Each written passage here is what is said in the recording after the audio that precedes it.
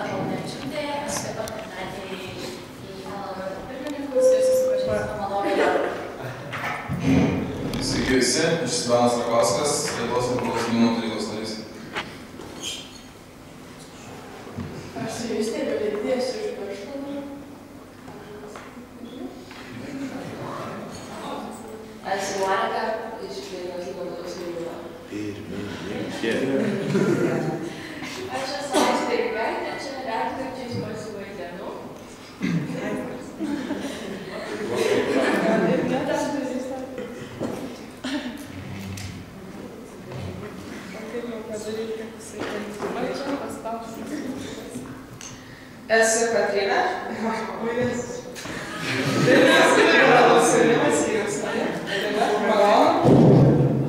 Aš taip pat esu Katrina.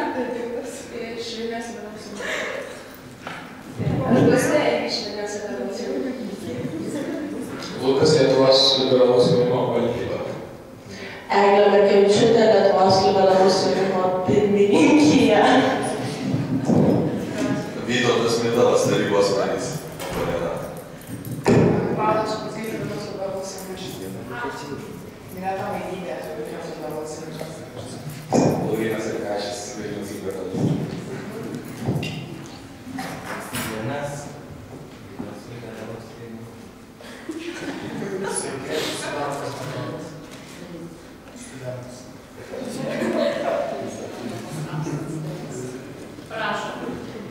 Sveiki, Simas Pašinsas, Lietuvos liberalus jaunimas. Martynas Varakauskas, Marijampolės liberalus jaunimas. Tanas Miklauskas, Lietuvos moksleivių sąjunga.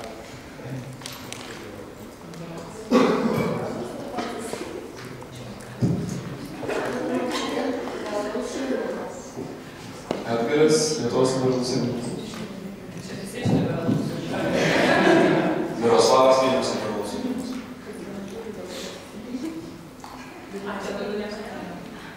Gerai, tai padėsime, nes jau visi susirinko.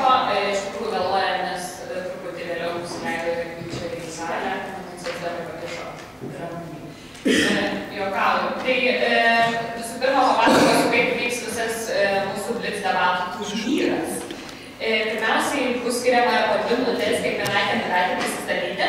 Tada įvyks klausimų atsakymų sesija. Klausimus užduosiu aš. Jų bus 4 ir jie bus susiję su LLJ veikla ir su kandidačių planais. Taip pat atsakymams bus skiriama po 2 minutės. Po to perėsim prie trečiosios dalies, ką pavadinau kryžminė apklausa. Kiekviena kandidatė galės užduoti viena kitai po 2 klausimus, noriu aišku į juos atsakyti. Tada įvyks baigiamosios kalbos, jums taip pat turėsite po 2 minutės.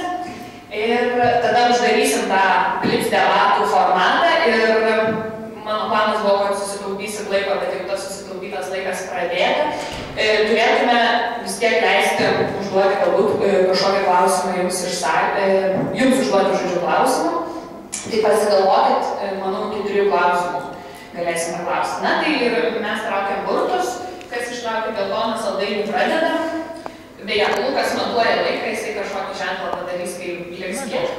Kaip pusę minutės? Pusę minutės. Gerai, tai primenu, 2 minutės, dabar įvyks kandidačių prisistatymai ir pradeda Ineta Baludnevičiūtė, prašau.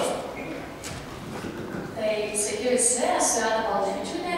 Daugelis mane pažįstate, tačiau vis tiek prisistatysiu trumpai apie save, ką veikiu šiaip gyvenime. Tai visų pirma, studijuoju TSPMI politikos mokslus, esu 2 kurso studentė. Taip pat dirbu viešojo įstaigos sveikatingumo idėjos, esu projektų vadovė jau 2 metus.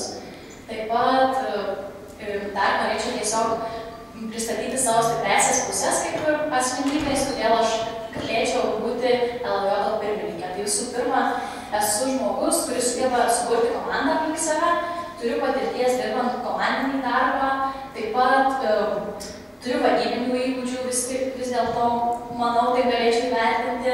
Taipogi sugebu bendrauti su įvairiais žmonėmis, man nesvarbu nei amžius, nei lytis, manau, kad sugebu su visais surasti bendrą kalbą, o tai yra iš tikrųjų labai svarbus dalykas pirmininkui. Taip pat dar vienas labai svarbus dalykas, jog jau gan seniai esu organizacijose veikiu, taip pat veikiu ir Marijampolės mokinių parlamentiniai grupiai, NLJ, kurį kartu su savo kolegomis atkūrėme Marijampolėje 2010 metais.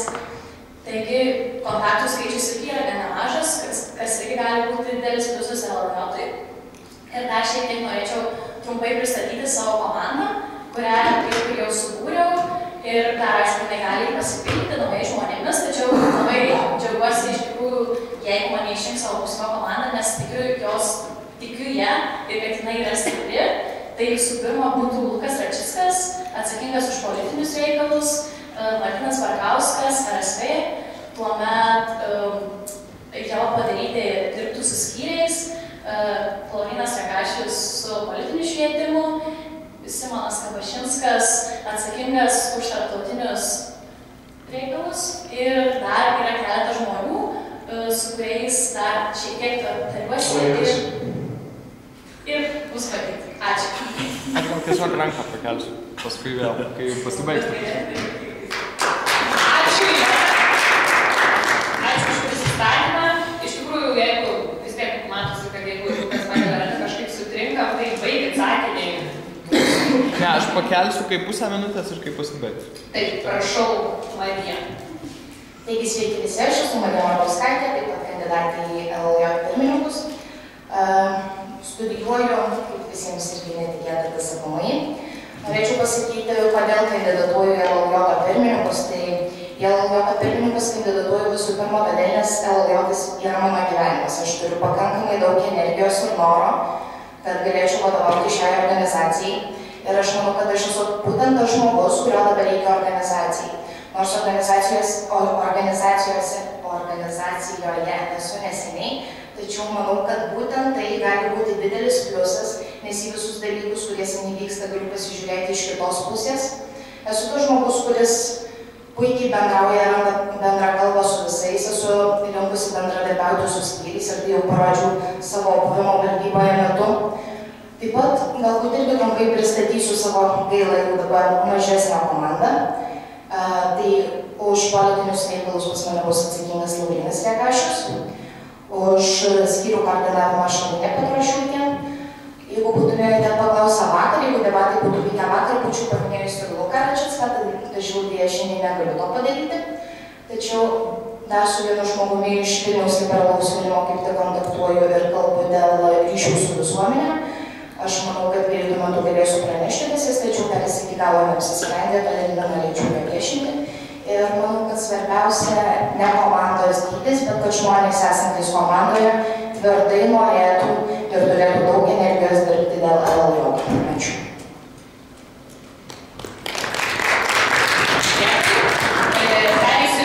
Prie antros dalies ir čia aš duosiu tokį ganėtinai stambų klausimą, jeigu turite ko pasižymėti, siūlau tai padaryti iš tikrųjų. Ir atsakymams taip pat bus skiriama po 2 minutės.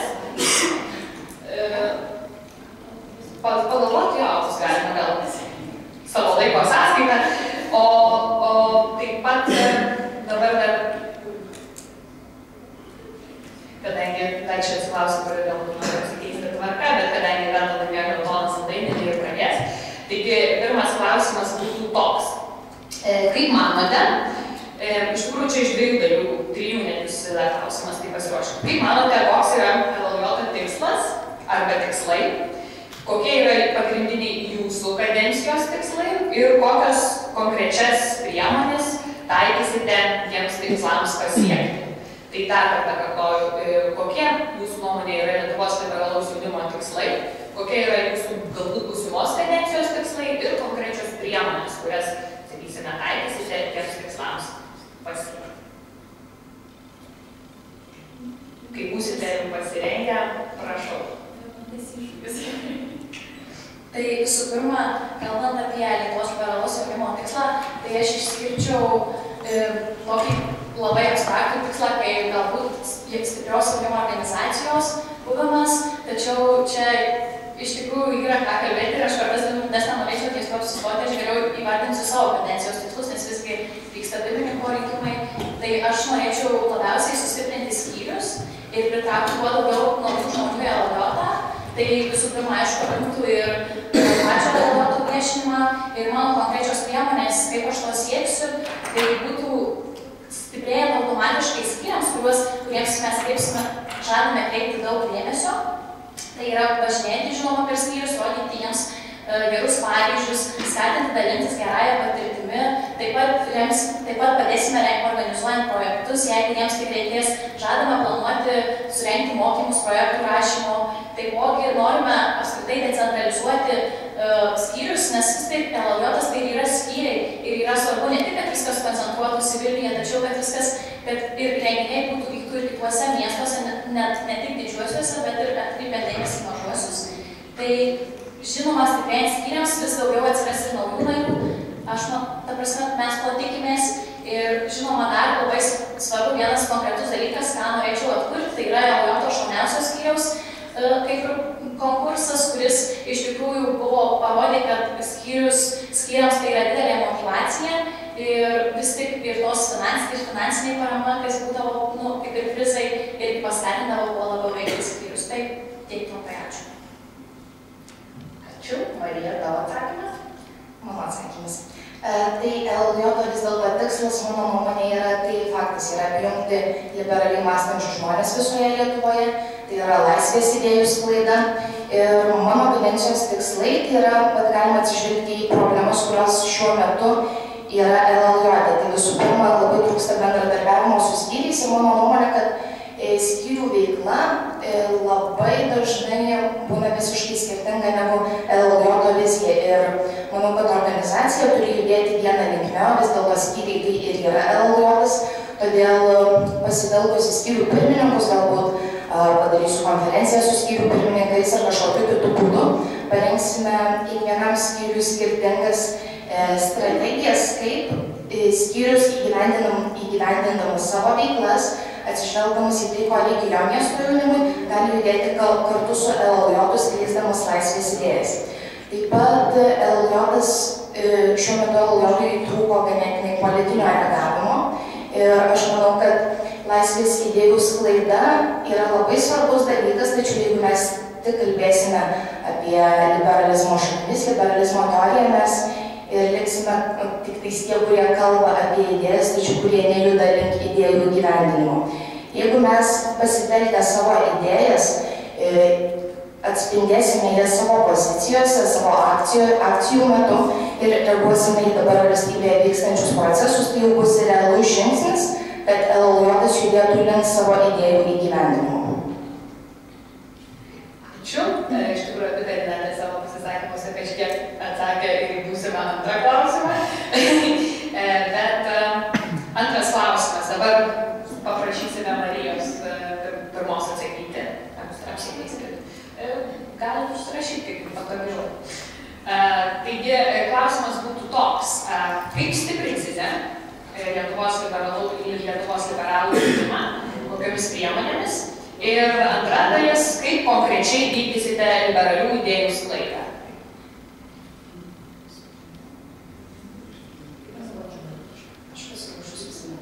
Tai kaip stiprinsite Lietuvos liberalų jaunimą? Kaip jau minėjau, tai vis dėlto Lietuvos liberalus jaunimas, jo pagrindas tai yra skyriai. Ir labai svarbu, kad mes esame ta organizacija, kuria jau daugiau negu 20 metų jungia ne kažkokie renginiai, ne kažkokie single issue dalykai, bet būtent idėjos, dėl to mes visi esame kartu tiek daug laiko.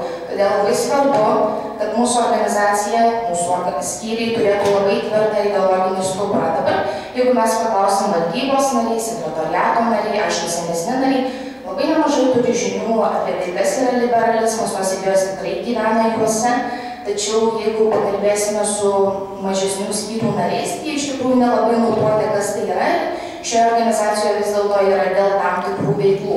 Todėl aš manau labai svarbu vykdyti politinio švietimo veiklą skyrių viduje, tam, kad mūsų organizacija iš vidaus būtų stipri. Jeigu ji bus stipri iš vidaus, tai atrodys stipri ir išorėje. Toliau, kaip jau minėjau, turiu idėją daugiau daryti renginių, kurie suburia skyrių pirmininkus į vieną vietą, tam, kad jie galėtų pasikeisti patirtimi, tam, kad galėtume išsiaiškinti esminės problemas, kurios yra skyriuose, sužinoti, ko skyriai nori iš valdybos ir ką valdyba turėtų daryti jų atžvilgiu ir taip pat, kad skyriai ir valdyba ir visi jų darbai judėtų vieną linkme. Atsiprašau, galime antrą klausimą daryti?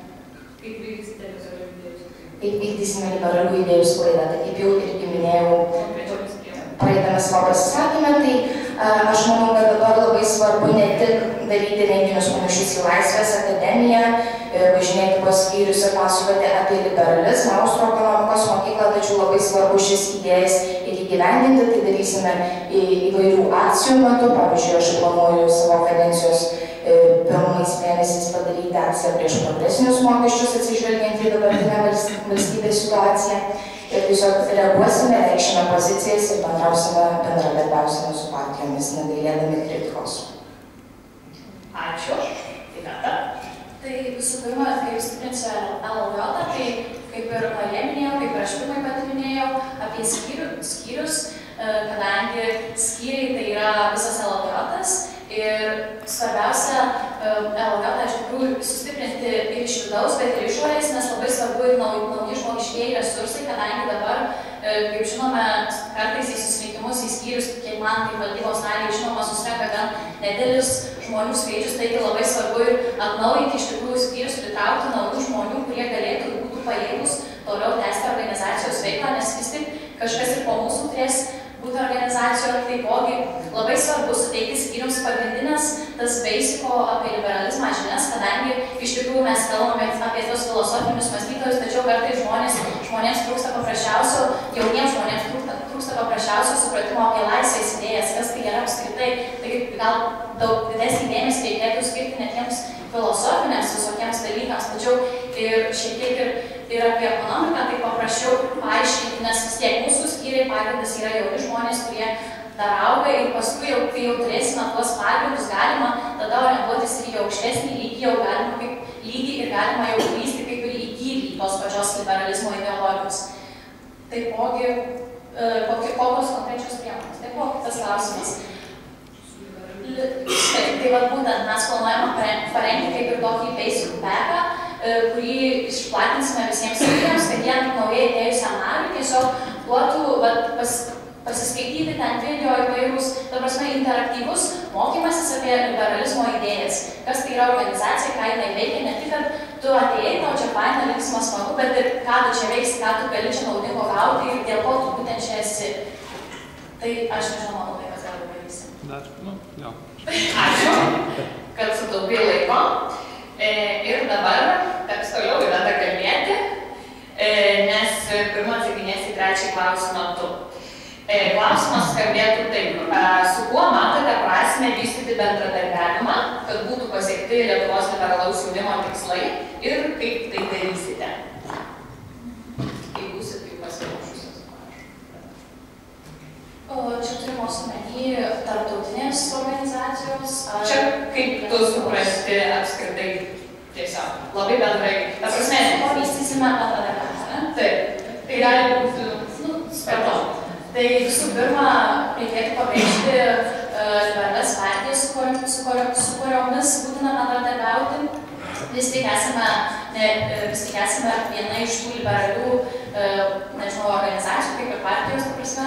Ir turime nenusigręžti nuo jų, tačiau tiesiog ieškoti bendrų susikirtimo taškų, kur mūsų keliai susijungia, tačiau žinoma nenuklysti į partijų veiklą. Taipogi reikia nepamiršti ir tarptautinio bendradarbiavimo, tarptautinių organizacijų, kurioms mes priklausom. Šioje vietoje jaučiuosi gan stipriai, kadangi savo komandoje turėsiu žmogų, kuriuo tikrai visiškai pasitikiu šioje srityje. Taipogi, žinoma, reikia nepamiršti bendradarbiauti ir apskritai su jaunimo organizacijomis, politinėmis organizacijomis. Tikiuosi, galbūt pavyks įgyvendinti su JKL pirmininku jau apkalbėtą projektą Pilietiškumo mokyklą, galbūt tai pavyks sujungti jėgas ir tiesiog įtraukti ir LLJ į tai. Tai aš manau, kad bus visokiojopas bendravimas ir nepamirštant nei tarptautinės, nei vietinės erdvės. Ačiū. Taigi bendradarbiavimas. Pirmiausia, tai norėčiau pakalbėti turbūt apie tarptautinės organizacijas, kurių narėmis mes esame. Kiek žinau, taryba LLJ buvo davusi pastebėjimą, galbūt, kad mes galime išeiti iš organizacijos e-Flurry, kuri iš tikrųjų mums neteikia didelės naudos, mes turime mokėti nario mokesčius, atgalinės naudos visiškai nėra. Ir tai iš tikrųjų yra ganėtinai mums ideologiškai tolima organizacija, todėl manau, kad LLJ privalo rimtai apsvarstyti šį pastebėjimą ir aš manau, kad mes mano kadencijos metu turbūt pasitrauksime iš šios tarptautinės organizacijos. Taip pat LLJ yra ESFL ir LAIMEC nariai ir šios organizacijos tikrai LLJ gali duoti daug ir manau, mes privalome tęsti bendradarbiavimą su jomis, tačiau mano planuose yra įtraukta ir tai, kad mes ne tik važiuotume į jų renginius, tačiau mes turime galimybės pasikviesti ESFL LAIMEC narius, savo draugus, galima taip įvardinti, ir į savo renginius.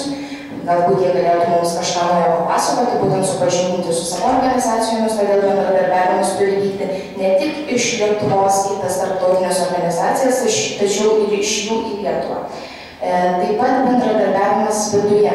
Aš manau, kad LLJ privalo likti Lijote, dėl to nes tai yra iš tikrųjų erdvė, kur daug mūsų narių, kaip žinoma, buvo 2 prezidentai Lijoto LLJ nariai taip pat, ir mes turėtume ten tęsti savo veiklą, dėl to nes tai yra erdvė, kurioje LLJ žmonės gali įgyti naujų kompetencijų, save išbandyti ir save realizuoti. Ačiū.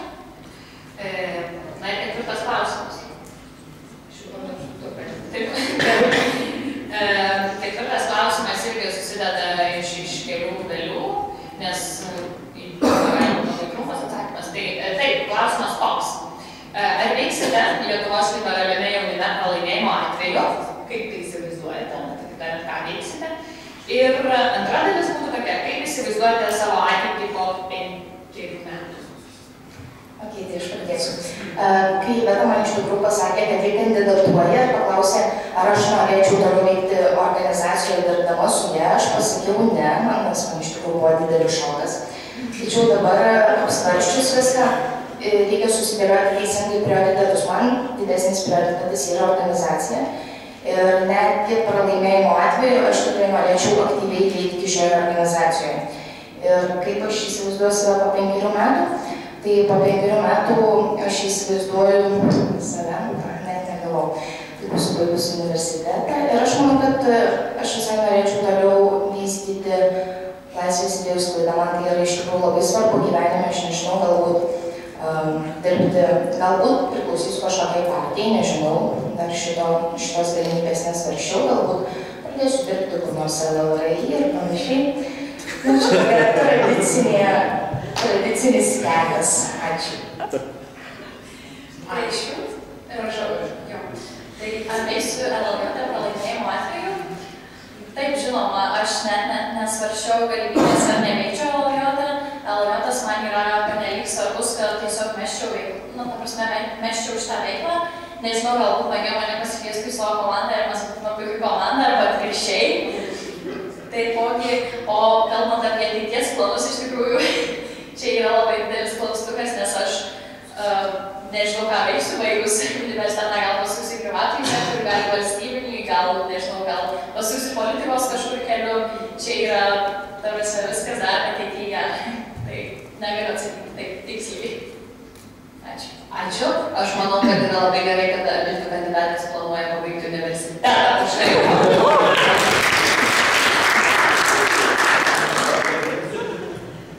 Nes ne visi tai padarė.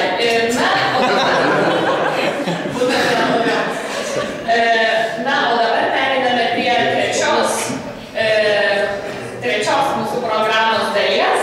Ir čia tvarka labai paprasta. Viena kandidatė klausė kitos, kita atsako, gali jūsų klausimai būti susiję iš tikrųjų su tuo, ką jūs paminėjote savo kalbose. Ir kadangi pirma pradėjo Marija, tai dabar paprašysim Ivetos iš tikrųjų užklausyti. Marija turės 2 minutės atsakymui, kaip ir tradiciškai šiandieną. Prašau, Iveta. Tai aš pirmiausia norėčiau paklausti tokio labai paprasto klausimo. Kokios tavo manymų yra 3 problemos šiuo metu LLRT? Tai aš keletą iš jų buvau įvardinus. Tai šiais metais LLRT labai trūko bendravimo su skyriais. Vadybai skyrius buvo nuvykus vos keletą kartų. Aš manau, kad LLRT privalo atgaivinti bendravimą su skyriais. 3 taip.